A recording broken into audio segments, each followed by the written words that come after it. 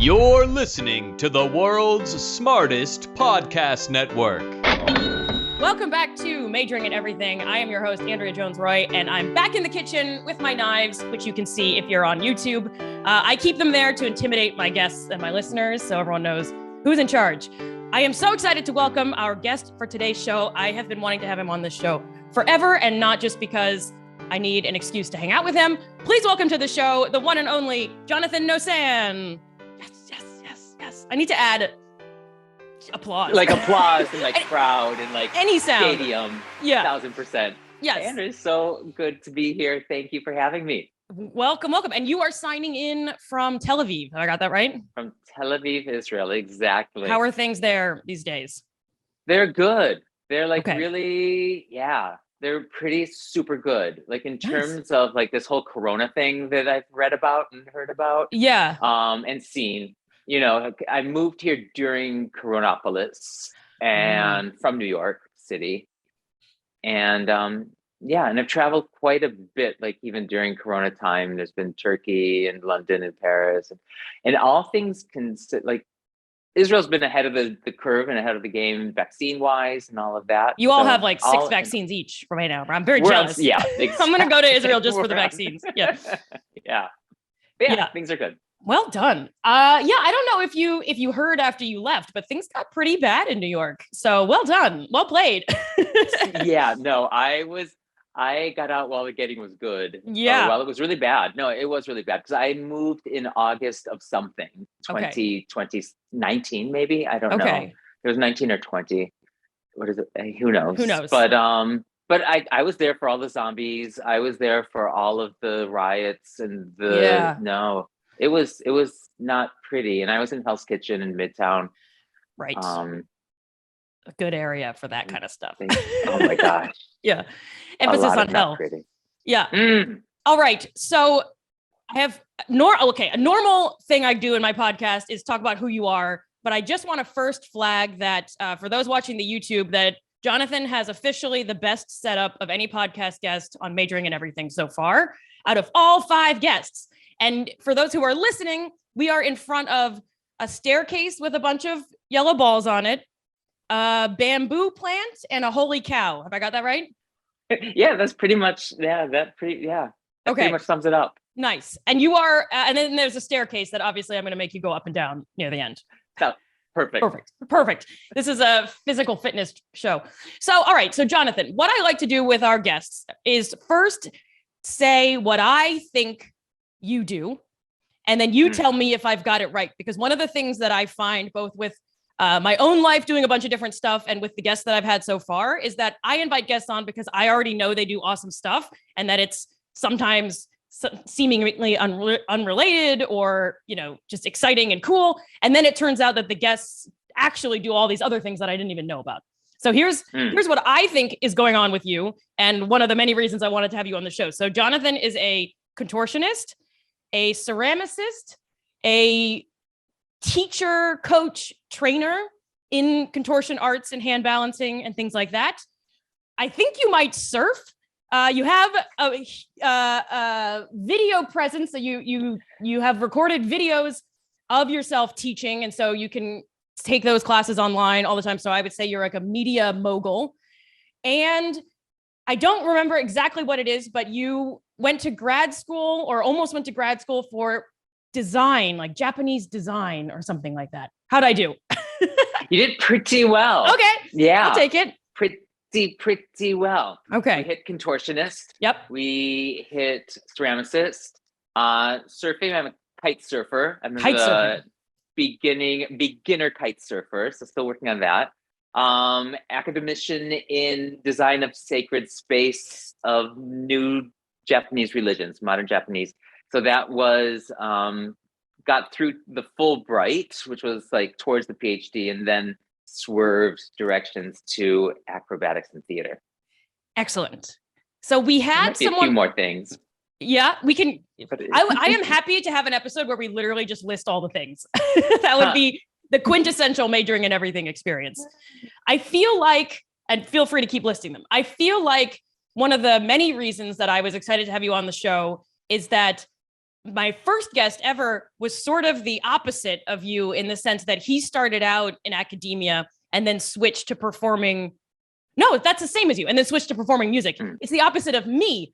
I was doing dance and all this other stuff and then gave that up to focus on academia.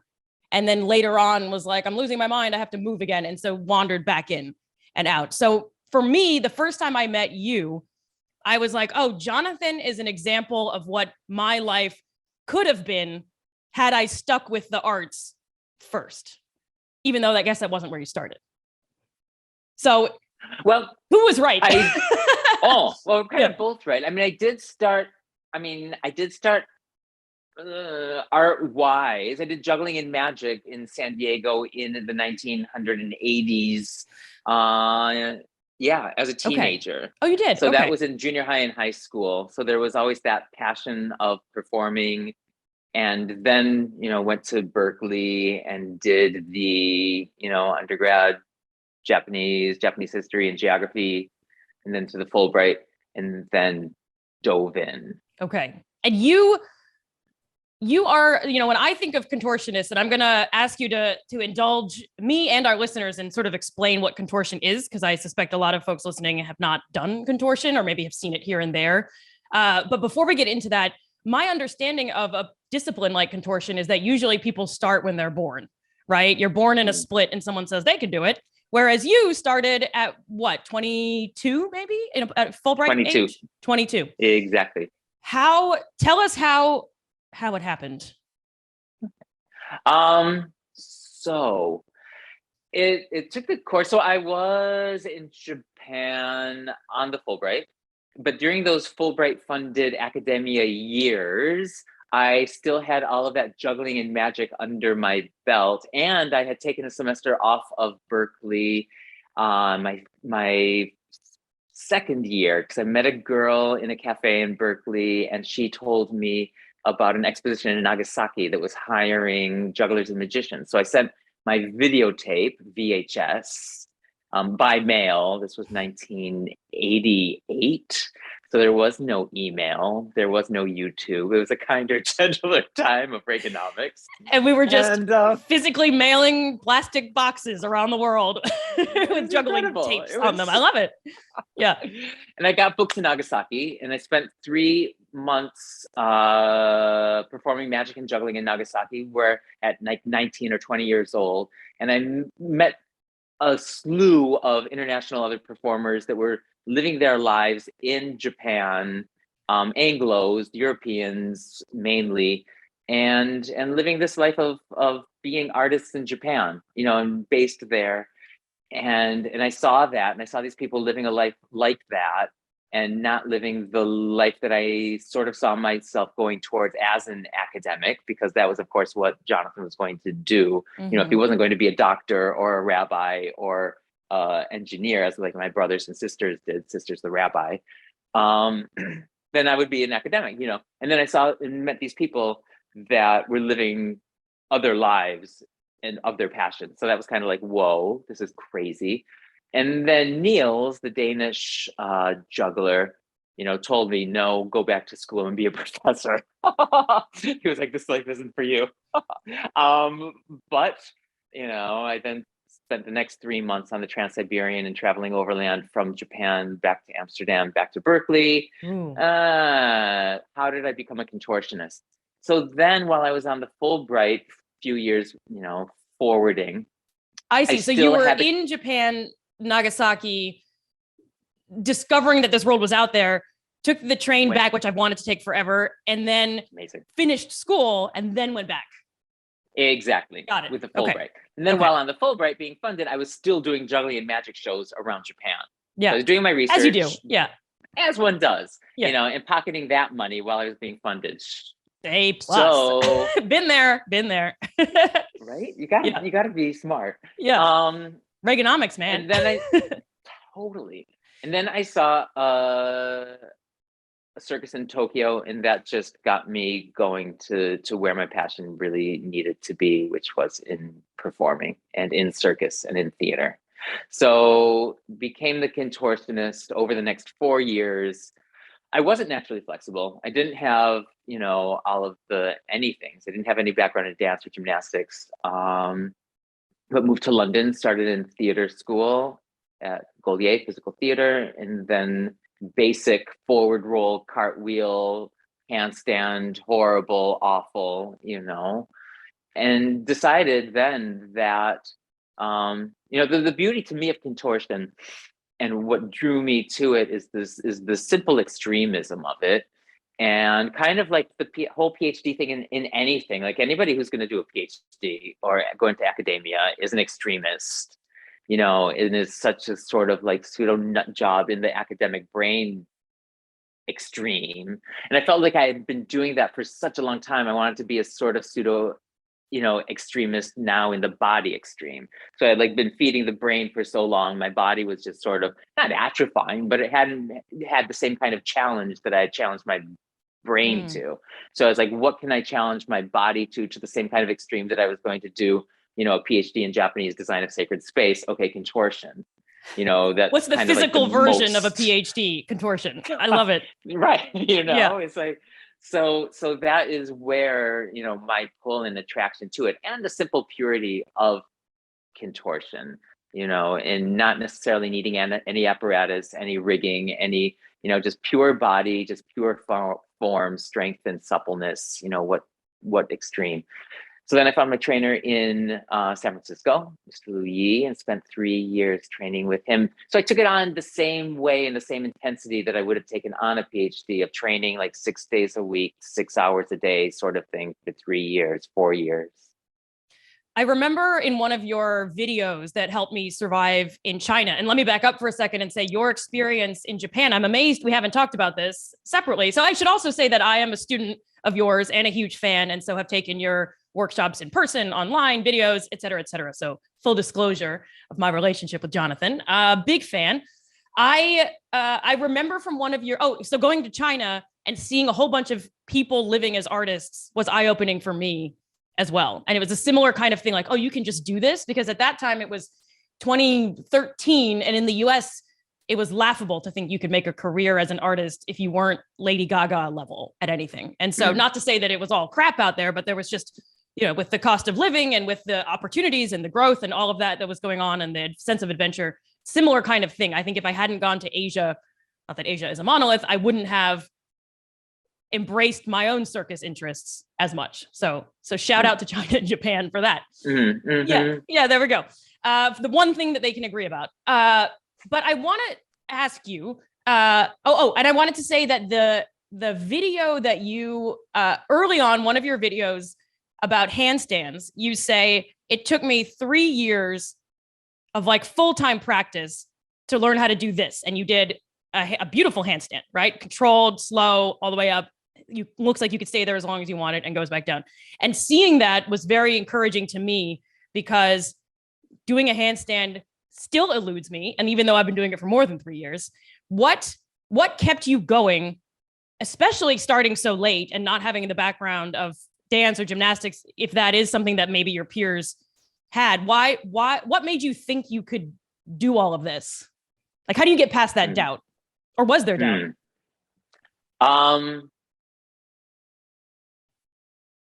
There beautifully sort of was no doubt. Nice. In that, when I was, sitting in that tent and saw that show, it was just a pure epiphanal moment that was just like, this is your path. Like, this is what you are here to do. So, and thankfully, and I'm very thankful that I did it all in a time before social media and YouTube and Instagram and anything. So I didn't have a lot of compare and despair, as in the, that I didn't have a lot of things to kind of pull me down and negate like my potential to do this. And I think that it's very difficult now with so much coming in visual and medial and just like everything wise of, and making it look so easy, and none of it is easy. And everything that we see in Moe's are people that have, been doing this for years or decades. And then, assuming that it should come easy, and it shouldn't come easy. Right. And you tend not to put the here's me falling 100 times as I work on this on Instagram either. Right. Or most of the time, I don't see that stuff anyway. Yeah. I see. And I was just going to ask, I'm glad you brought this up. If it was a singular moment, so you're watching someone else do contortion and just immediately your whole being is like, that's the thing. I'm imagining like a light shines down on you. The book opens. Is that totally how it was? Wow. It was pretty much like that. And I didn't leave. I didn't leave the tent. I stayed in the tent until everybody left. And I was like, I need to meet somebody. I need to meet the person who will get me to the next place, to my next place. Did you? And I did. Yes. Are you still in touch with them? Who are they? I am. Renee Bazinet, who was the main personage clown of Saltimbanco. It was a Cirque du Soleil show. And I stayed in my seat and I was just waiting for something. And one of the ushers, the Japanese, came up to me, and Japanese boy, and he was, and there's a beautiful ambiguity that you can play with in Japanese language, and you can kind of say a lot of nothing with few words. And so, are you here to see somebody? And I was like, yes, I'm here to see somebody. I was like, okay. He's like, are you here to see Renee? And I was like, sure, yeah, I'm here to see Renee. Having no idea, man, woman, anything, it's like custodian, director, sure. Right. So I waited for a little bit, and then he came back, and he said, okay, Renee is ready for you. And I was like, oh shit. That's amazing.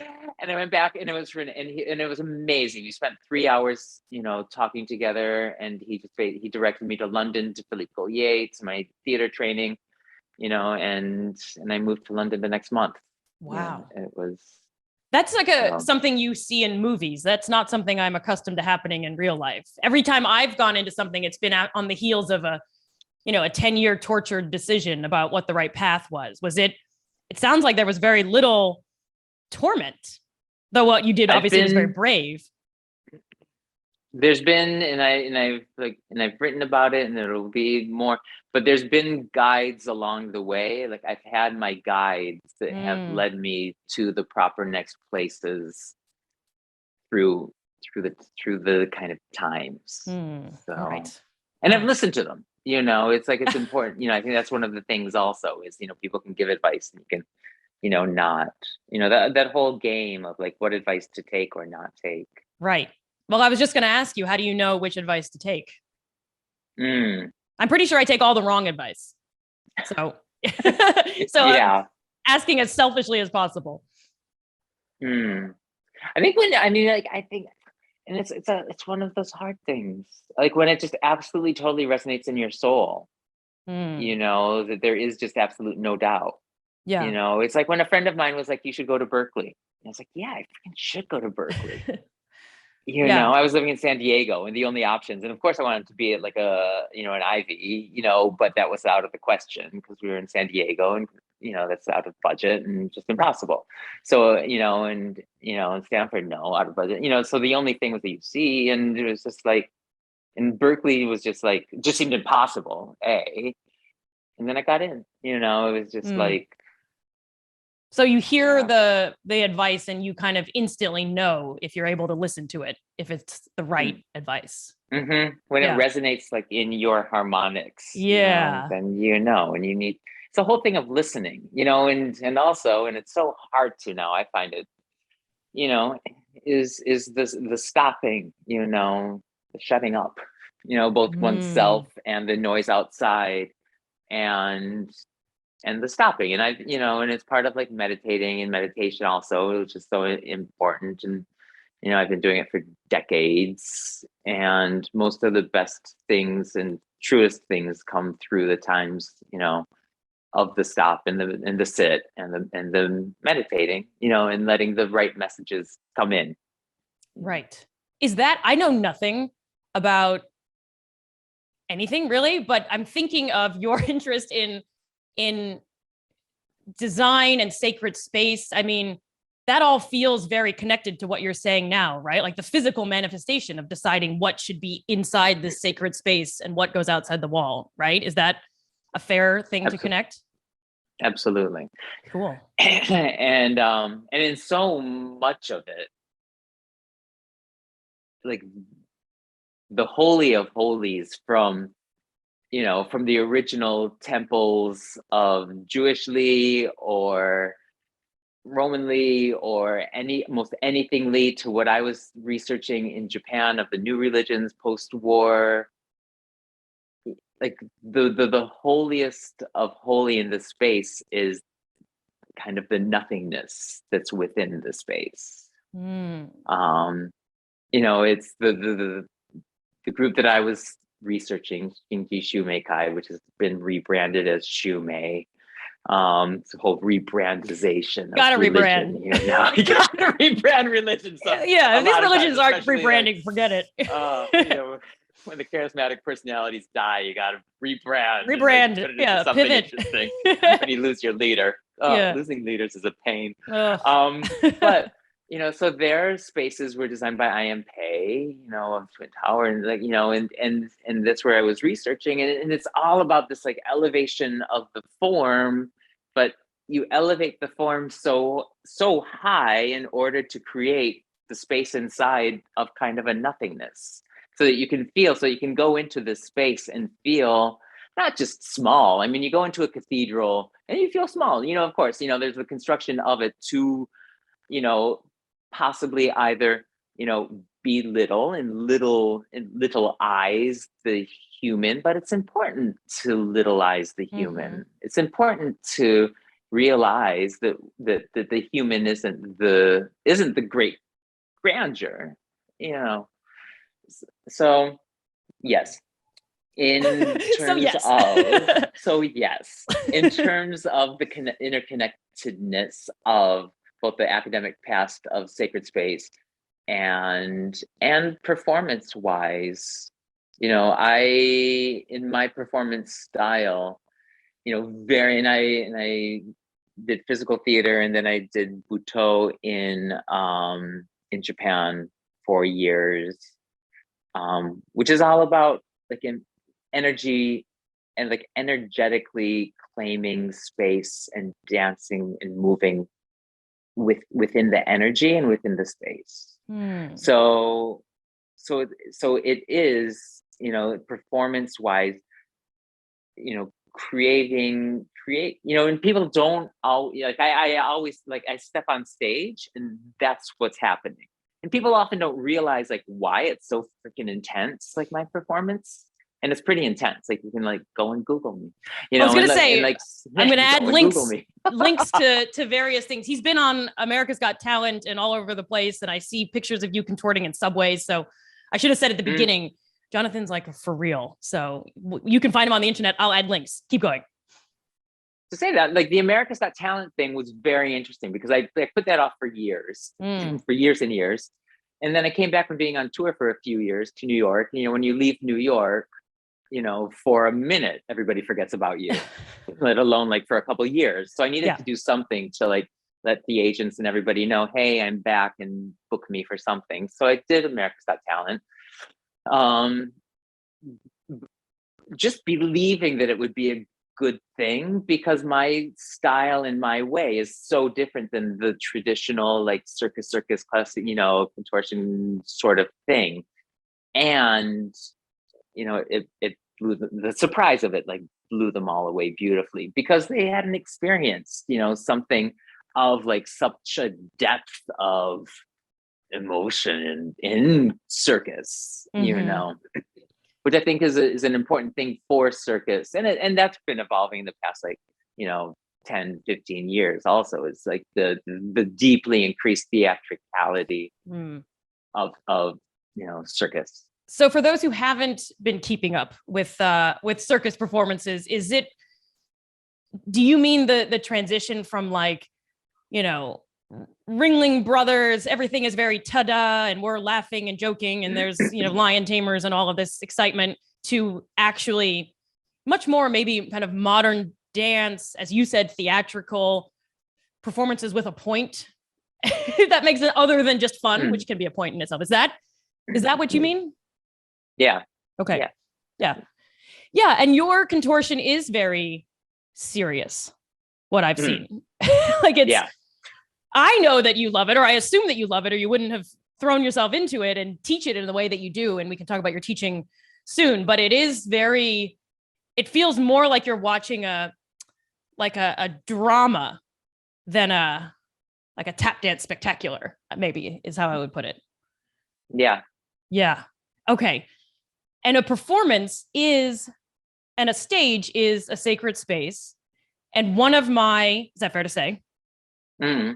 And one of my favorite classes that I've taken with you was one of the series that you did it was a 6 weeks workshop, and the second to last or last workshop was about performing. Usually when I work with you or work with any circus or contortion or whatever coach, it's more about the practice and getting better at the thing that you're working on. And we did a whole, I think 2 hours, if not more, on what it's like and where you go when you actually do the performing, and how that's different from me practicing in my kitchen with my knives. Are you able to share, if you're comfortable, any of the kind of like what's going on in your mind when you step on stage, and how is that different from the rest of your life? One of the ways, especially during those like 6 to 7 minutes on stage of just like pure time, and often in my life, like I have a pretty strong, connection to helpers, shall we say, along the way. But on stage, and before going on stage, one of the things that I always do is just give absolute thanks and appreciation for this opportunity. Mainly to there's one woman, Jessie Blue, from circus school in San Francisco, that fell from swinging trapeze one morning while she was training, and I was in the gym that early morning cleaning toilets, because that's how I got through circus school. And she ascended, she died, and it was horrible. And it was just like beyond for all of us. So like immediately for all of us, we, it took just like all of the training and everything that we were going to and for, to just an absolute deep appreciation and sanctity for what we are doing, and to be appreciative of every freaking second of both just like life on earth and life on stage. Mm-hmm. So when I go on stage, there's always a little prayer and thanks for Jessie, and knowing that she's there with me and that I'm there with her. And also just, so there's really, that's one of the main things. To know that wherever we are, we're not alone. Mm-hmm. And that the spirits before, are with us and guiding us. And those are like part of the ultimate guides as well. Thank you for sharing that. Did anyone consider quitting or leaving when this happened? Or is it like, wow, it's even more precious than I thought?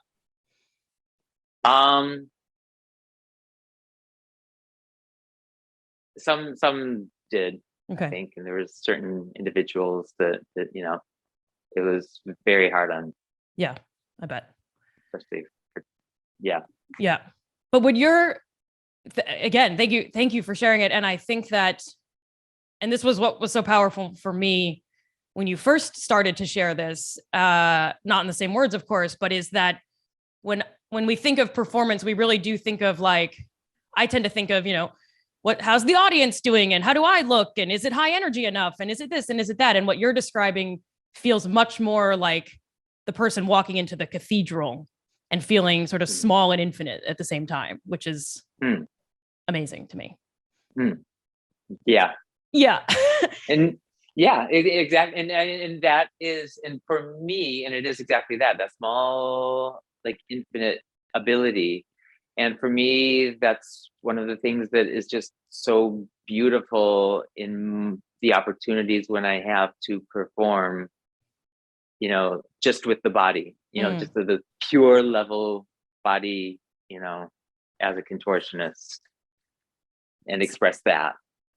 And is that without, go ahead. I was just going to say, and initially before I found my style, and it takes years, like any art, I was talking with my ceramics colleague here in the studio, it takes years to hone the skill, or hone the trick or hone the ability. And then it takes years to find your voice within the skill, and some people never, some people don't, and that's okay. And just like, kind of like do as they've seen.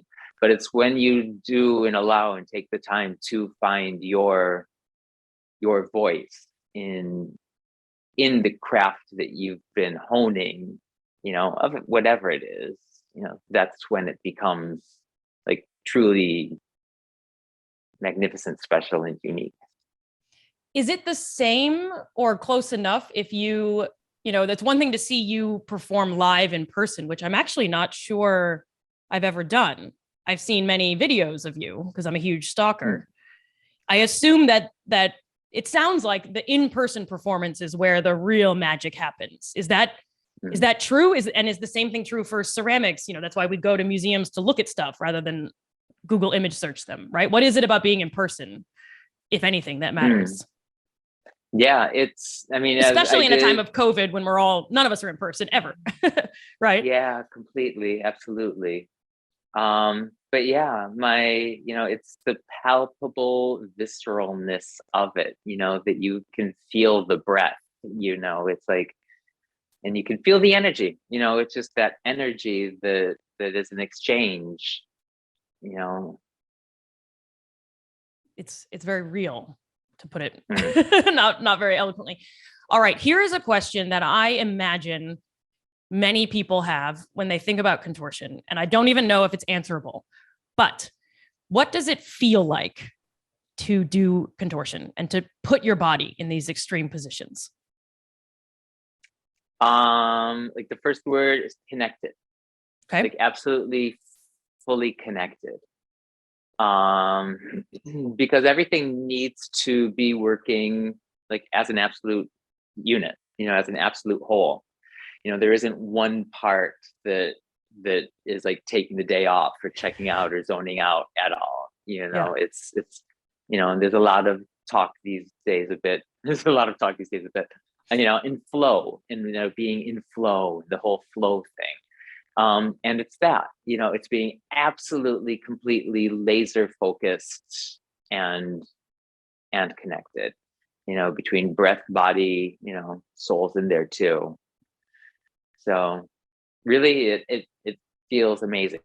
Sometimes it's freaking, stressful out of your brain when Madonna's in the front row, like 10 feet away. And that happened in London twice. She came to the show that I was at. Oh, wow. And they were like, oh, by the way, Madonna's in the front row. And you're just like, oh, shit. Yeah, you can definitely tell me that afterwards, but thanks. Yeah. So, but, wow. Overall in general, it's just amazing. Are you in pain when you're doing it? Most people see the back bending and think, oh my God. Yeah. Yeah. Almost really no. Okay. No. Most people, the thing also, that a lot of people don't realize is, there's an hour to, 90 minutes before those 6 minutes, warming up. It doesn't just happen. Yeah. It's like there's 60 to 90 minutes of hardcore warming up and getting the body to the place, and so once you're there, you're ready to rock and roll, right. but there's a hill to climb before you get to, ski down. Right. And we all just see the skiing down and think, oh, my back would really hurt. And you're like, well, right. Exactly. Right. Yeah. I will say that one of the things that surprised me, and I am very amateur, just so everyone is clear, but I love I took your class because so your series or your teaching, I don't know if I call it a philosophy or a program, is called Contorture. You're wearing a Contorture shirt. I'm wearing my Contorture shirt as well. I have two, not to brag. You gave me this one as a gift before I moved back to China, and I wear it every single day. It's been about 10 years. But I took your class because Contorture sounds so intense and wild that I was just like, I have to be a part of whatever this is. And the idea of subjecting myself to torture is sort of like sickly satisfying. But I kept going, even though I feel like I will not ever be a full-time professional contortionist. I love going because it is very much, I love pushing my body in ways I didn't think that I could. But there's also a very big psychological component where at the end of your classes, I feel like I just came out of an hour and a half or 2 hours of meditation. I mean, some of it is I black out at some parts, but it's like in a satisfying way, not in a dangerous way, I don't think. Yeah. But like the psychological piece is so huge. And I think in a way that I haven't experienced with other forms of motion that I've done, yoga, ballet, trapeze, and maybe I'm just doing all those wrong. But I feel like contortion occupies a very special place in my head where I have as much psychological involvement as anything else. Is that? Definitely, absolutely, 1,000%. Almost everybody comes out of my classes and training with the contorture high, with the contortion high. And it's the deep connection of the breathing technique. It's like where we're breathing in the bending to in the extremes.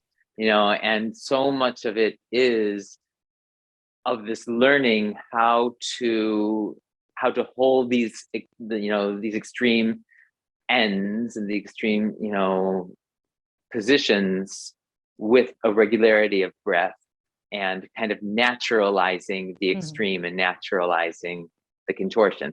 And and it really and it can to go that deep into the body with a connected strength will hit just like meridian chakra emotional like well springs that one often just never knows. I feel like an addict craving it now. I'm like, forget it. The podcast is over. Just walk me through a couple of those because I need to go back to that place. It's amazing. Sunday. Sunday. So speaking of, I want to talk ceramics and a lot of other things, but right before we go there, I want one of the other many reasons I was excited to have you on this show is that I really want to highlight people who don't just do lots of different things, but help others explore new things or do lots of different things. And one of the things that I've always been so grateful for in terms of having you as a teacher is that you've made me, and I think many students of all ages and backgrounds and levels of flexibility or complete lack of levels of flexibility, speaking for myself, feel like we can participate in and benefit from and contribute to the field of contortion, even though we're not going to end up at Cirque du Soleil or on America's Got Talent or whatever. And I feel like that's unusual for a discipline like this that probably is mostly geared towards 20-year-olds who've been doing it since they were 5. How is contortion something that anyone can do at any age? How can people take your classes? Little promo here. And also, why bother teaching people like me who are not going to become contortionists? Sorry if that's news to you. I love it. I don't think I'm going to make a living from it. Yeah. So yes, contortion and can be done with any age, and the whole concept of contortion, I think, is important, and how I conceive contortion is not for everybody. People ask me, will I get as flexible as you? Will I be like you? And it's like, no, that's really, you're going to be like you. Yeah. You're going to be like you as your contortionist. I'm me as my contortionist. I didn't become the contortionist that I saw, in Tokyo, because that's 1,000% impossible. I wasn't going to become Mongolian. I'm still working on that. You're making good progress, I have to say. Yeah, it's like I'm trying, but so no, the whole conceptually, the beauty and how I conceive, people to train contortion is simply to get to, this level where, and there's basically, I always say this, there's two people, there's people that say, oh, I could never do that. They'll see, the performance of, oh, I could never do that. It's like, okay, no, you never could. But that same person could totally do it and be like, wow, like, how? It's like, okay, well, here's the how. It's like, so all there needs to be is the desire to see, like, conceptually that, like, like that spark of inner contortionist, of like, where could I push myself beyond where I think that I could, but I believe that I can be, and just with that, you're going to go, and find your contortion. It's like, will you grab your ankles? Nah, depends.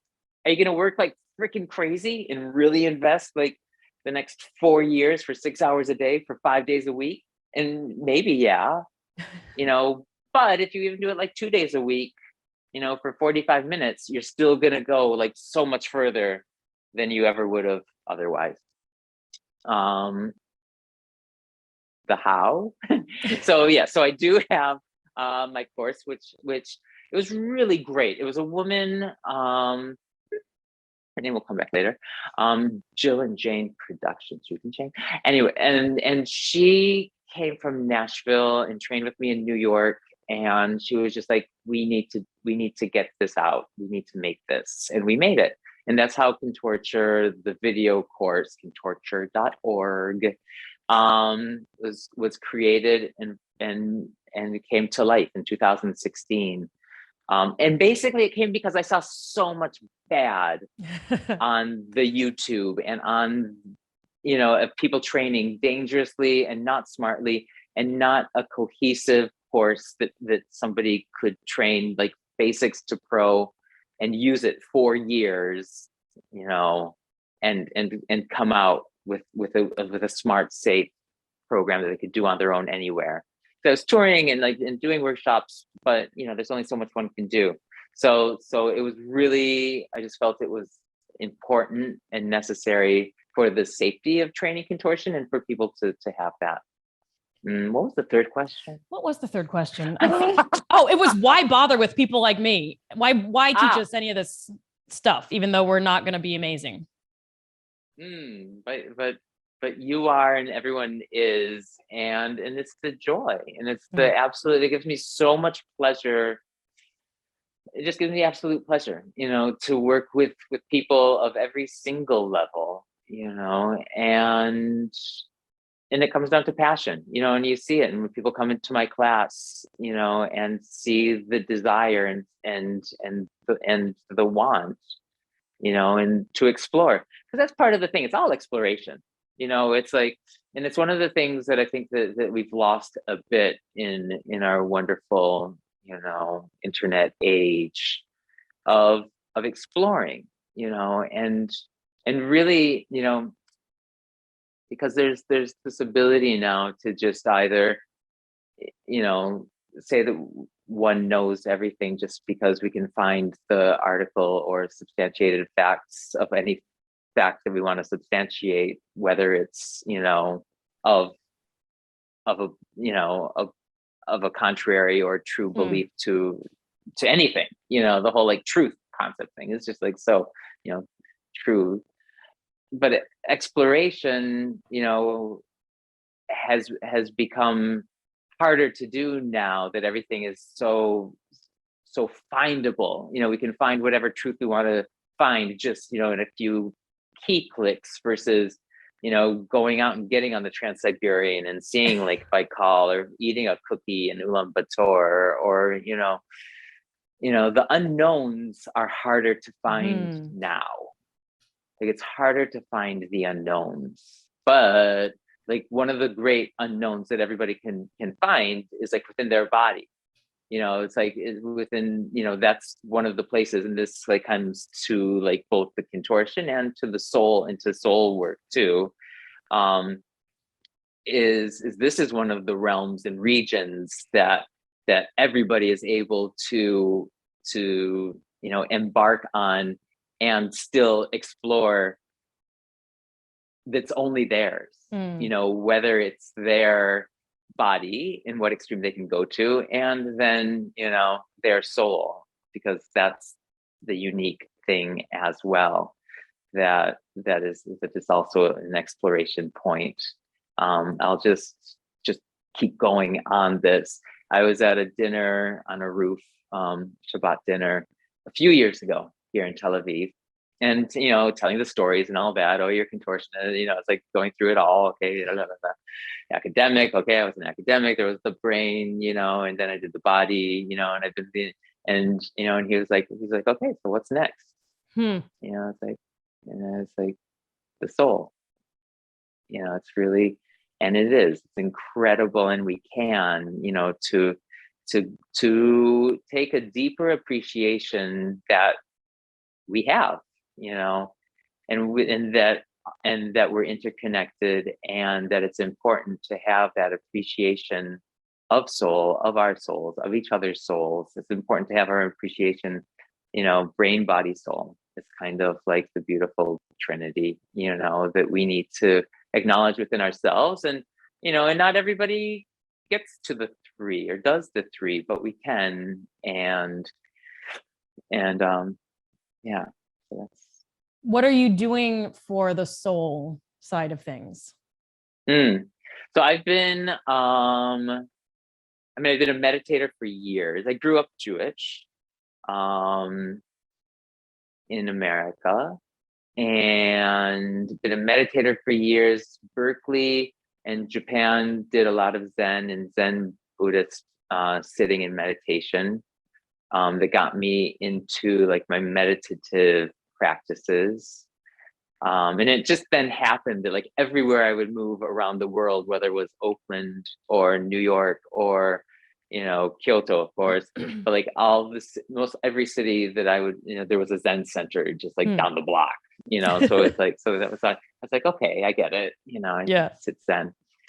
And then I started into Hasidus, Jewish spirituality, so Hasidism. So I've been doing and learning that for about the past 15 years, which is, and it's along the Kabbalah, path of Jewish spirituality. So yeah, that's my primary. And then I've also, of course, worked, in astrology and channeling. Right. If you're not, burning sage channeling. birth charts behind you, I don't know what's going on. Of course, here's my sage. There we go. Here's my magic wand. Amazing. And Perfect. there's my holy cow. I see the whole, perfect. Crystals? Do we have crystals? Yeah, well, this is the crystal. Oh, the wand is a crystal. Excuse me. Yeah. Yeah. All right, good. This was given to me by another one of my Anastasia, was who I worked with for years in channeling work. And she's on the other side now. Oh gosh, I'm sorry to hear that. Yeah. I feel like so when we do contorture, there's often a pole involved to keep us straight and in line, and it makes me feel extra hardcore. We should all just be using wands, crystal wands. Be amazing. Is that a very expensive way, a fragile way to use that? Yeah. We could do that. Yeah. So okay. So I didn't know you were a ceramicist for a very long time. I think it took you posting something on Instagram that said, by the way, I have a ceramics Instagram. And I was like, how do you do that? And all the stuff that you're already doing and teaching and touring and performing and training and all of that stuff. Haven't you already done the art piece? Why more? Why ceramics? Why do you need more? Isn't that a horrible way to ask it? I'll stand by it, but it's a terrible question. I love the plasticity of clay and of working with clay. And so I got into it, started because I was doing a solo show at the New York Fringe Festival called Vagabonds. That was a perform memoir. It was like performance memoir art piece of kind of 5 lives that I had lived till up to that point. my Nana had said that, if one is lucky in life, you will have lived 5 lives by the time you finish, just in your different like stages of life and incarnations and things. So by that point, I had been the academic, I had been the kind of mountain ascetic out in Japan, I had been the street performer in Nagasaki and doing performance and juggling, and the business entrepreneur in New York. And then the 5th chapter of the piece was the angel, that like goes on to the next, that kind of like intermediary to the next life. So, but in each scene there was a incarnation or formation utilizing a urn, like a funerary urn. And at the end, I would of course smash the urn and have the cremains go into the foggy lights, which is gorgeous. But I figured if I was smashing the urn every show, I needed to create the urn also. So I started taking pottery lessons in New York. That was in 2010. And the show closed, but I kept up with the pottery and just loved it always. And then on tour, anywhere I was touring, I would always find, like, in addition to the Zen Center and a Chabad, like the Zen Center, Chabad, pottery studio. Chabad, of course. Yeah. You could write the Jonathan Nosan guide to cities that just has that information for everywhere you might want to go. Exactly. That was easy to find. Yeah. So I would always find a pottery studio where I could work during tours. And yeah, now I work specifically in porcelain on the wheel. Yeah. Is it something that is that you consider kind of like leisure time, personal time, or is it something that do you sell these pieces? Do you show them? How do they exist in your life? What's your relationship to it all? Yeah, so I'm in 2 gallery shops here in Tel Aviv, where my work is. I don't do the online store yet, but it will come just because it's inevitable, because it's 2022. So the internet will come for us all in all aspects of ourselves. So I assume. Exactly. Yeah. It has to. But otherwise, Nosan ceramics is my my ceramic world, and I simply love it. And it's a passion. It's one of the passions. I feel like it's, when I heard about it, I was like, oh, obviously he molds his body into amazing things. He molds clay into amazing things. Is that a ridiculously superficial connection to make, or is that 100% maybe why you were drawn to it? As opposed to, I don't know, playing the violin. Forgive me if you play the violin. I don't know. Yeah. I play trumpet. That's how I got into Berkeley. Nice. Oh, no way. All right, cool. As a music major with the Hummel Concerto. I was supposed to be in music. That's actually how I got into Berkeley. Wow. I auditioned and got in the music department. And then I never opened that trumpet case when I got to Berkeley. Bait and switch. There we go. Take that, Berkeley. Exactly.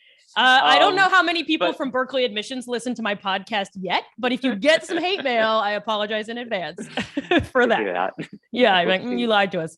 Well, I don't see a trumpet behind you either, so I take it that didn't continue on your path. No, I didn't bring it. It did continue, and I played it in a number of shows that I've been in over the decades. But it's in the storage unit, Manhattan Mini Storage on 43rd.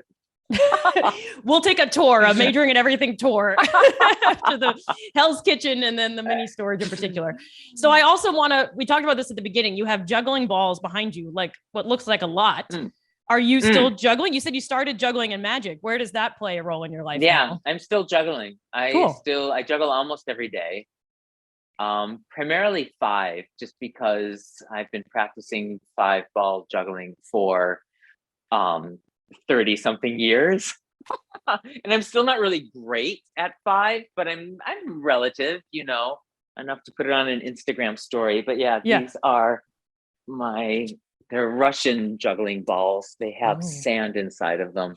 So when you toss them, they kind of like self-correct in the air. Oh, that's what makes them Russian. I feel like that feels very Russian. I guess. Will correct. Exactly. Yeah. Straighten up those balls. We're in Russia. Yeah. All right. Is there, okay. I have one more question for you, and then I want to go to existential corner, if that's all right with you. And Beautiful. I love this corner. last question, you do not have to answer. But we had some conversations some years back when you were looking to go either back into or continue a journey that wound into academia. What drew you back there? And have you gone back? Do you feel like going back? I've always been intrigued by that piece of it. And that's sort of where I felt like you and I were living these lives that had kind of departed. I went academic route, you went, contortion route. And then I was in the middle of getting ready to quit academic route. And you were saying, gosh, I might go back. And so your video just went off. So I assume you don't want to answer this question. It went to the low power mode. It's over. We're good. Yeah. What are you comfortable sharing? What drew you back and where you are with that now? Yeah, definitely. So when I quote unquote left, when I was 22-ish, and moved to London for theater school and circus rather than going on the academic, I figured, in my 23-year-old brain, that I would do this for however many years. And when I was in my 40s, like when I was 40, I could do my PhD, when I'm done with this, because by that time, I'm sure I'll be done.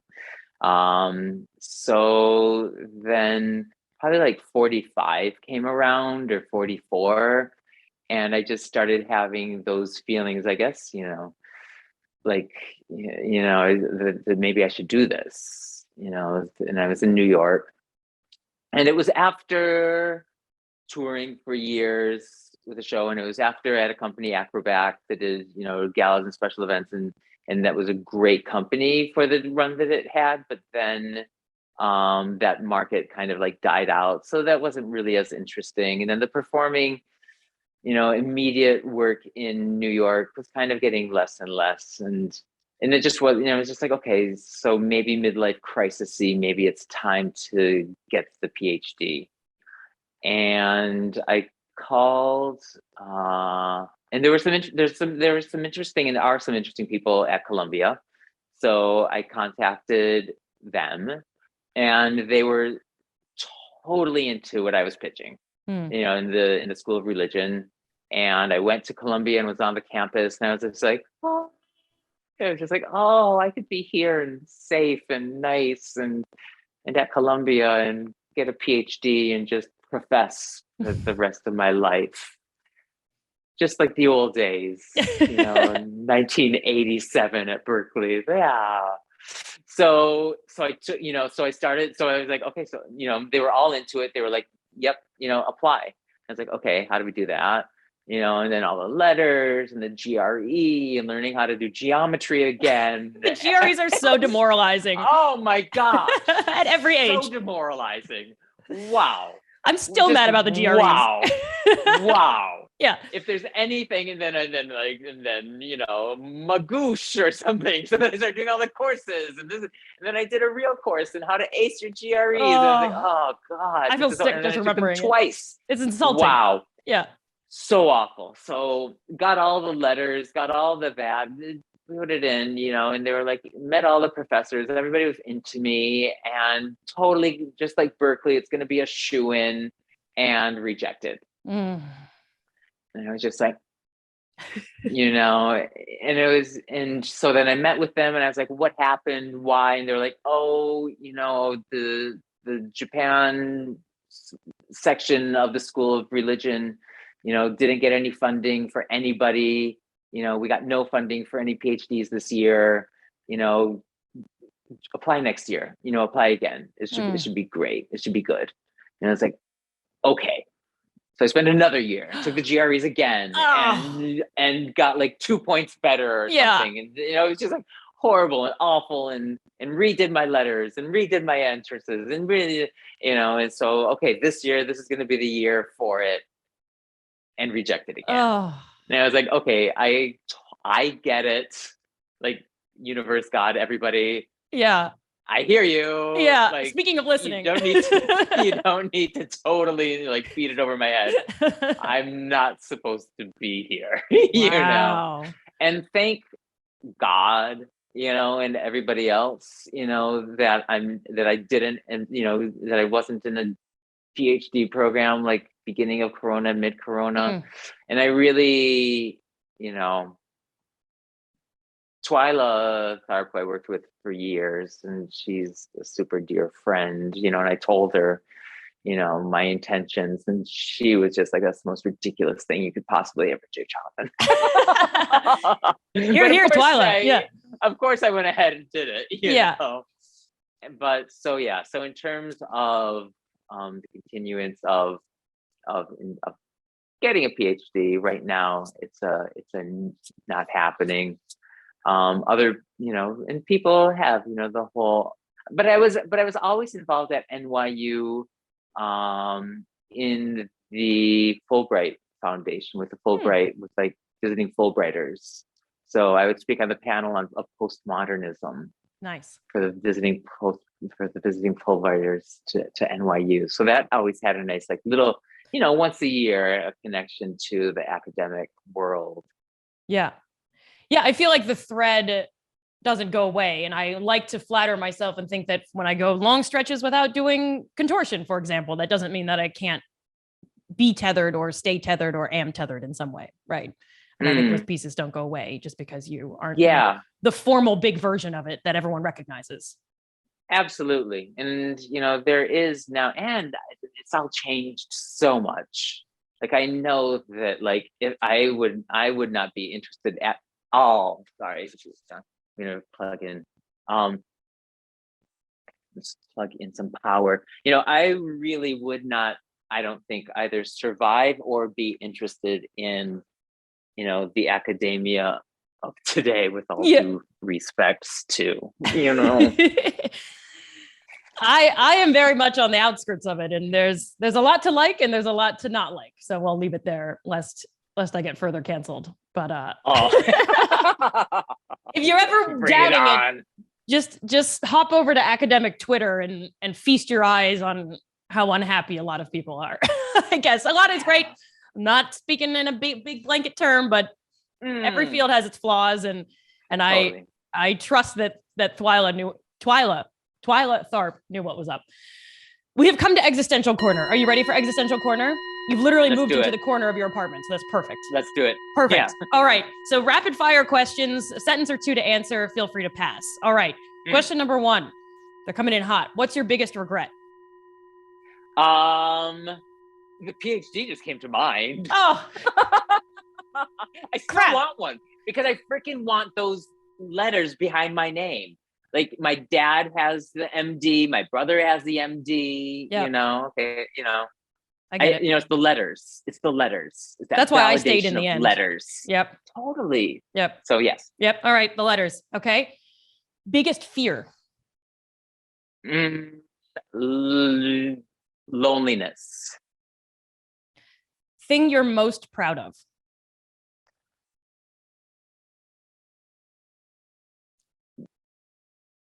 We're just gonna go the all I've achieved on my own, which isn't on my own, but in my solo directedness, and of course, like, parents, family, friends, like, all of that, but just that I have gone for it and hopefully paved ways and inspired.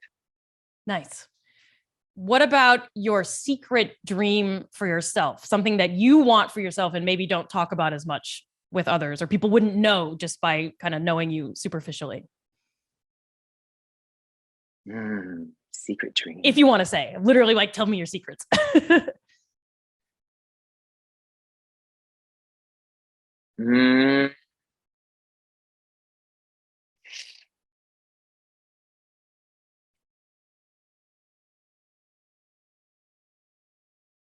Well, it kind of works in, like, there's a lot of, like, alternate, like, life intended dreams, but, like, one, I love the mountain ascetic life. So like, to be a Kabbalist up in the north of Israel. Nice. I look forward to you adding that chapter to your Bag of Bones show. By the way, my shirt says Bag of Bones, and I never knew why it said Bag of Bones, but now I know. So that's the original. Yeah. I'm wearing a classic. Okay. What is one thing that you are most hopeful or very hopeful about looking forward?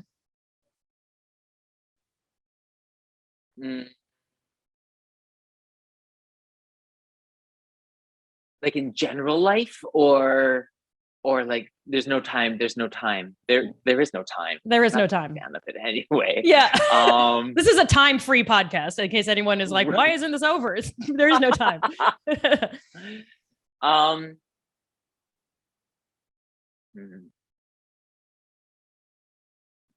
What am I looking forward to? What are you most optimistic about or hopeful about? Most optimistic about, hopeful about. Being together with somebody. Okay, very nice.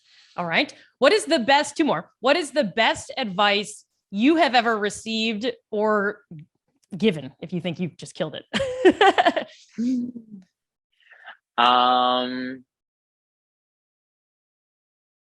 Or very good advice. Doesn't have to be the best. I won't put you on the spot for that.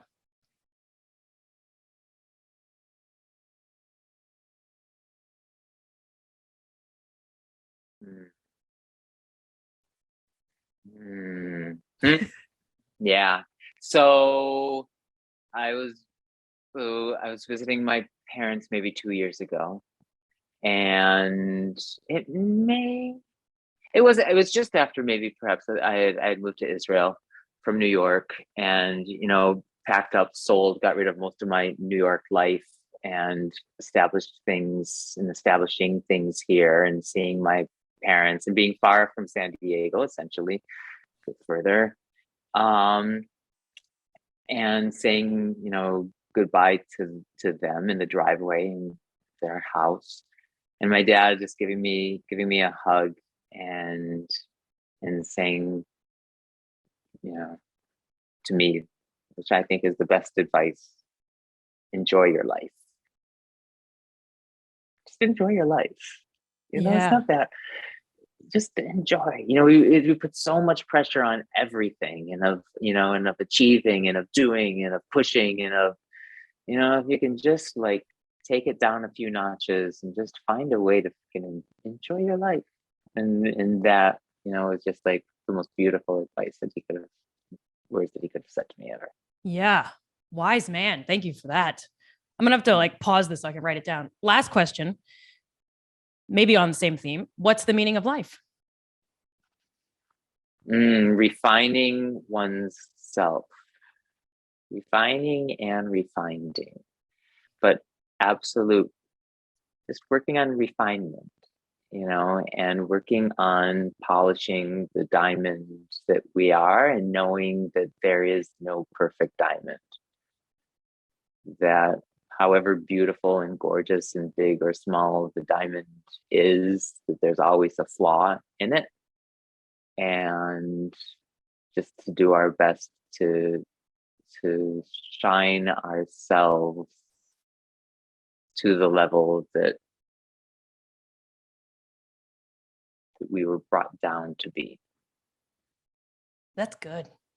Have you written a book? How can we read a book? It's Jonathan coming. Nosan. Everything you've got to say. It's coming. All right. It's been years of it. Yeah. Right.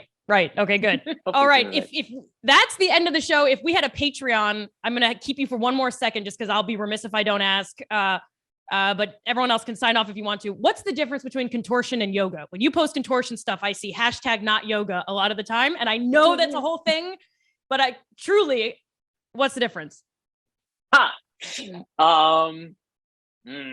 Okay. There's so many yogas, right. And I do my Kundalini every week. My wonderful teacher here, which is my yoga trip. But it's so the main, overall difference, if we're just like lumping and yoga into the yoga world, is there can often be a non-cohesiveness in the body of practice. It can also often be compartmentalized into one part working but not the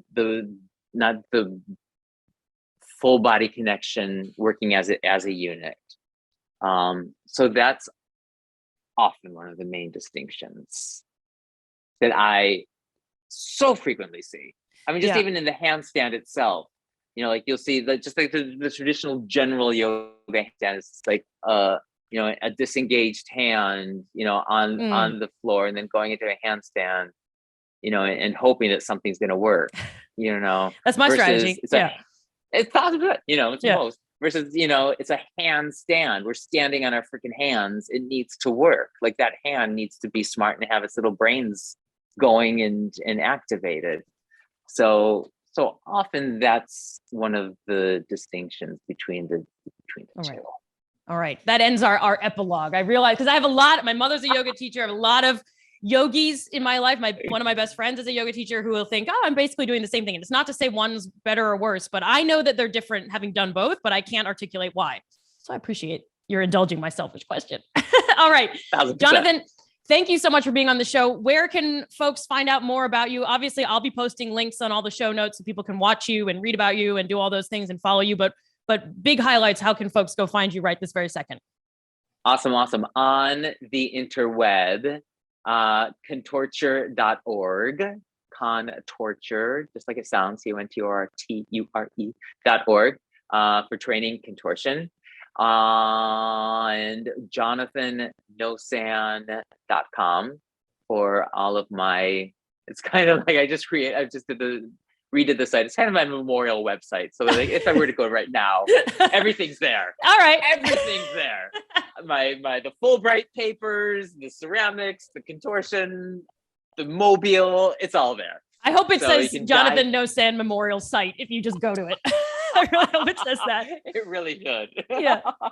Perfect. So that's all there on the Instagram Contorture, and on the Instagram Nosan under something ceramics, Nosan ceramics. Awesome. All righty. Well, thank you so much for talking with us. I'll see you Sunday at Contorture. Woo-hoo. And I guess this is going to come out on Monday, so I'll have seen you yesterday. Time is not real.